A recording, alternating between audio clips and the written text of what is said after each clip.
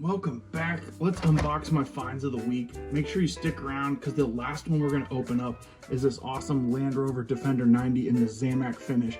We'll also take a closer look at it on the turntable, as well as see if it's worth all the hype. This is actually my first Zamac, so I'm excited. Alright, first up we've got Roller Toaster here. Initial impression, it's obviously a toaster with a special feature where the bread goes up and down. I can tell that even before opening it up.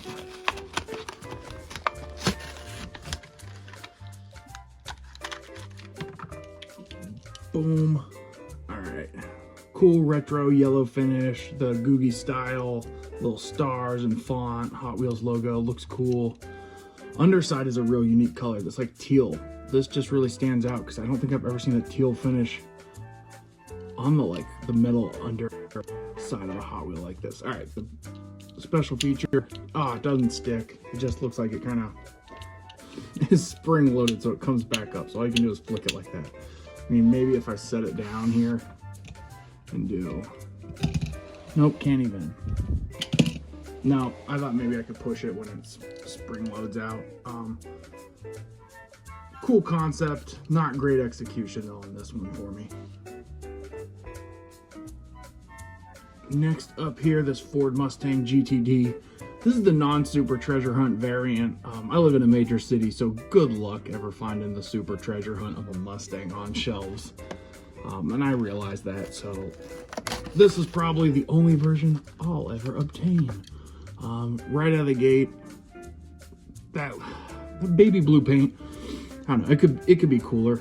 I think getting closer to the GTD, just the standard paint, would probably be fine with me, which I think they did last year, a release in that color anyways, and I have that one. Tampos on the roof look great still, crisp even for black. Surprised there's not more fading like the Mini Cooper last week. Taillights look great, little Mustang logo on the license plate where the license plate should be, looks good.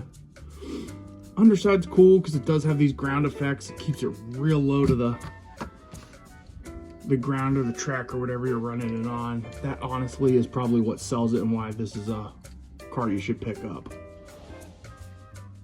Next up, we have the Dark Knight Batmobile, and this is in that like desert camo style before it gets painted black in the movies. If you've seen it, sorry, spoiler alert. Not really though. The sculpt is okay. My biggest gripe with it is these wheel wells, huge on the front, are obviously not what it has in the movies by any means. They're just perfect like semicircles over the wheels. I don't know why they had to leave those or cover them as opposed to just leave them more exposed and make it a little bit more accurate. The camo detailing around that looks great though. It's a Batmobile, so obviously we had to add it to the collection. Nice. Next up here, we got the Bugatti Bolide. I hope I'm saying that right. I'm probably not. This isn't new for 2026, even though I feel like the last year's version, or 2 years ago when it came out, I did not even see these in the red. So this is my first pickup of this casting. It looks great because it's a Bugatti. Anytime they've done Bugattis over the years, I've tried to grab them when I can. I started collecting the Veyrons when they came out in 2008, and so I've got a whole, almost the full run of the Bugattis back from 2008. This Bolide looks awesome. Wheels in the white look really crisp and clean, which is cool. The cockpit being huge in the plastic here, not just like painted and smoothed up, but like leaving it to be as accurate looking as possible. This arrow effect with the wing, great. Ground effects similar to the Mustang, keeping it real low to the table or track, makes it look even faster. Sweet car for sure. Pick up.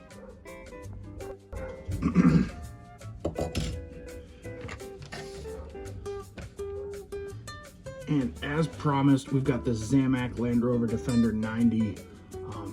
This thing, I was just at a Walmart on the other side of town. It was face down on the shelf, for some reason not even up on the pegs. I was super excited because this is the first time I found a Zamac in the wild. pop it open and see if it's worth all the hype. I know these are not easy to find in my area.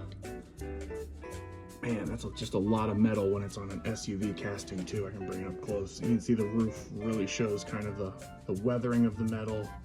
The big flat panels make it really stick out too. It's unique. It really is unique looking. I think that's probably why I spotted it so quickly when I did.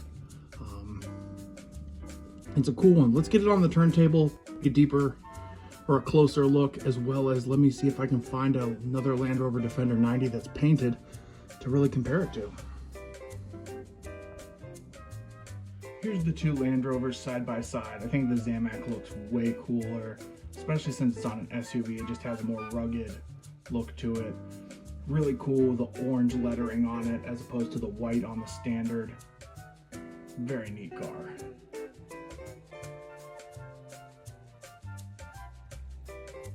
If you stuck around to the end, thanks, and please consider giving this video a like as it helps me figure out what type of videos I should be making for the channel.